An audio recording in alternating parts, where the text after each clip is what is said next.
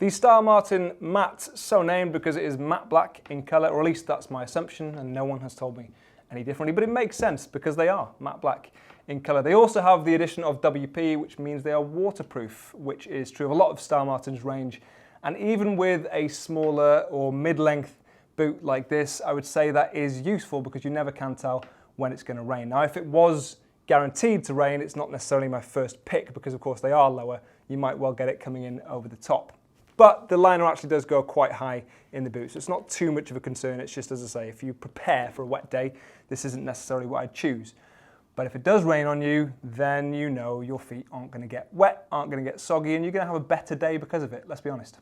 They are, of course, quite simple in design. They are still safe, though. They are CE approved. They have all the safety you would expect to find, so toe reinforcement, heel reinforcement, and ankle protection as well. Malleolus protectors neatly nestled in there. This one on show so you can actually see it on the outside. And then a nice stiff rubber sole as well. So it is a pretty secure, pretty safe boot, and it has a decent kind of weight to it where it feels nicely secure. And of course, priority for me, or at least one of the things I prioritize, is that it goes above your ankle because that's likely where you're going to touch down if you were to come off the bike. It has a full grain leather outer, as I say, a waterproof and breathable liner, that is also important, and then some nice little features, so a bit of toe reinforcement again for the gear shifter on the left and right. It's nice and symmetrical, but it is a little bit thicker there, so it should wear pretty well. You've also got a reflector on the back, so that is a useful little feature, especially for a darker boot like this. You want to be visible, and that will pick up headlights and reflect back so that hopefully cars can see you. Obviously, I'd couple that with some other reflective gear when you're on the bike if you are riding at night.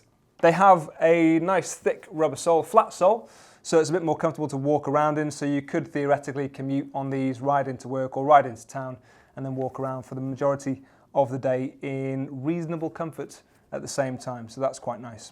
They're pretty true to size as well. We haven't got anything to say that they are not, and we've tried it amongst a few people in the office.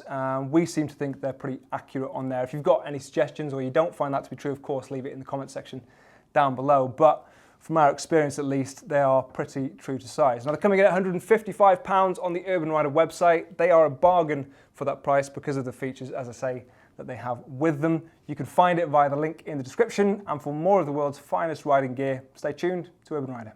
Thank you.